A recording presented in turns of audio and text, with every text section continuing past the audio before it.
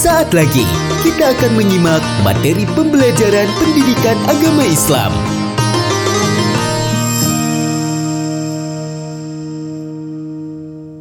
Assalamualaikum warahmatullahi wabarakatuh.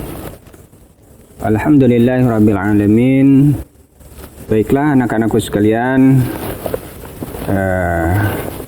alhamdulillah pada kesempatan hari ini kita bisa melaksanakan kegiatan pembelajaran seperti biasa.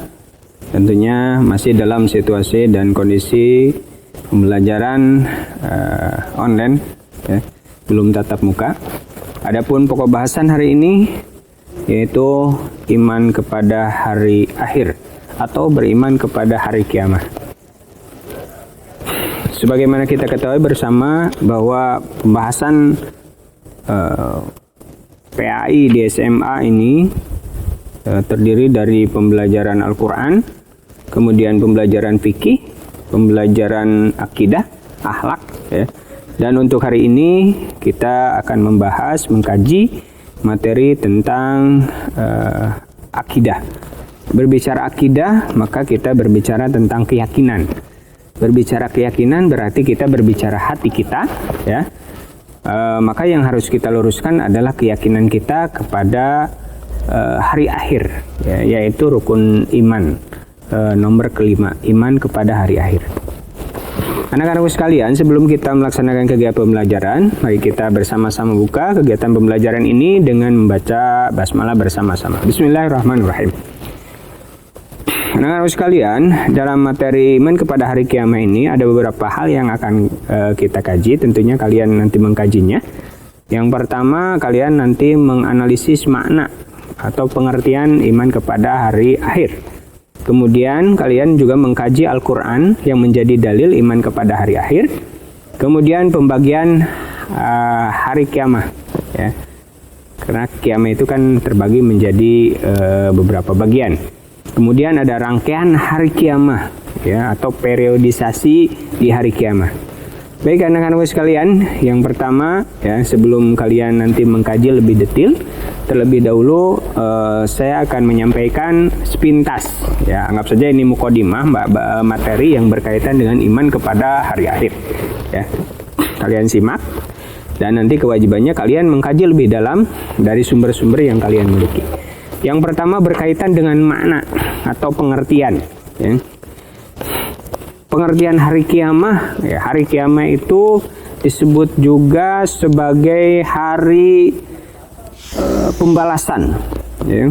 Hari kiamat disebut juga sebagai hari pembalasan. Kenapa disebut hari pembalasan? Karena di hari kiamat itulah kita akan mendapatkan balasan dari Allah Subhanahu wa Ta'ala dari apa yang kita lakukan di dunia ini, ya. Kalau kita di dunia ini berlaku baik, melaksanakan amal soleh, maka janji Allah, insya Allah nanti akan diberikan pahala oleh Allah Subhanahu wa Ta'ala. Tetapi ketika kita di dunianya tidak melaksanakan perintah Allah, dalam artian kita berdurhaka kepada Allah, maka konsekuensi ketika kita tidak melaksanakan perintah Allah, tentunya kita akan mendapatkan murka Allah atau akan mendapatkan azab Allah nanti di hari kiamat. Itu makanya hari kiamat disebut hari pembalasan. Baik anak-anakku sekalian, ya. Hari akhir menurut Al-Qur'an, ya. Hari akhir menurut Al-Qur'an. A'udzubillahi minasyaitonirrajim. Bismillahirrahmanirrahim. Kullu nafsin za'iqatul maut wa innama tuwaffawna ujurakum yaumal qiyamah. Faman zuhziha 'anil nar wa udkhilal jannata faqad faz. Wa mal hayatud dunya illa mata'ul ghurur. Ya. Maknanya wallahu a'lam. Tiap-tiap yang berjiwa akan merasakan mati, ya. Jadi yang berkaitannya adalah kullu nafsin za'iqatul maut, ya. Ini adalah berkaitan dengan kiamah syugro. Jadi menurut Al-Quran, ya, yang pertama kiamah itu disebut kiamah syugro. Pembagiannya ada dua. Yang pertama adalah kiamah syugro. Kiamah syugro adalah peristiwa datangnya kematian bagi semua makhluk. Kullu nafsin dha'iqatul maut. Ketika ada orang meninggal dunia, maka itu disebut kiamah. Ketika ada gempa bumi, ada yang meninggal di sana, maka itu adalah hari kiamah, ya. ketika ada bencana di dunia ini, maka itu adalah hari kiamat menurut Al-Qur'an. Ya. Kullu nafsin dha'iqatul maut. Jadi meninggal pasti. Ya. Mati itu adalah kiamat, ya, akhir dari kehidupan di dunia. Yang kedua, kiamah kubra. A'udzubillahi minasyaitonirrajim. Bismillahirrahmanirrahim. Idza syamsu kuwirat wa idan nujumu kadarat wa idal jibaru sujirat. Maknanya, apabila matahari digulung, apabila bintang-bintang berjatuhan, dan apabila gunung-gunung dihancurkan. Ketika gunung-gunung hancur, matahari pecah, ya. Kemudian bintang-bintang berjatuhan, ya, itu salah satu tanda-tanda ketika kiamah kubro terjadi. Kalau kita tahu di dalam ayat yang lain disebutkan bahwa kiamah kubro itu ditandai dengan tiupan Israfil. Tiupan Israfil itu yang ada yang berpendapat 3, ada yang berpendapat 2. Yang berpendapat 2, yang pertama, tiupan pertama, seluruh manusia menjadi bingung, berlarian, ya. Kemudian gunung-gunung meletus, ya, langit digulung, ya. Manusia seperti orang yang mabuk, ya. Kemudian tiupan yang kedua, seluruh manusia yang hidup, seluruh makhluk yang hidup itu dimatikan oleh Allah Subhanahu wa taala. Ya, tiupan yang ketiga, manusia dibangunkan lagi oleh Allah Subhanahu wa taala. Itu menurut pendapat yang 3, ya. Kalau yang pendapat yang 2, pertama mati, hancur, ya, hancur dunia beserta matinya seluruh makhluk yang bernyawa. Kemudian tiupan yang kedua adalah dibangunkannya lagi seluruh umat yang bernyawa, umat manusia di akhirat nanti oleh Allah Subhanahu wa taala. Jadi kiamat terbagi 2. Yang pertama kiamat sugro, ditandai dengan meninggalnya manusia atau misalkan ada gempa bumi. Kemudian yang kedua adalah kiamah kubro, ya, ditandai dengan tiupan Israfil, ya. Baik anak-anak sekalian, periode hari akhir, ya, periodisasi hari akhir. Di hari akhir itu ada apa saja, ya.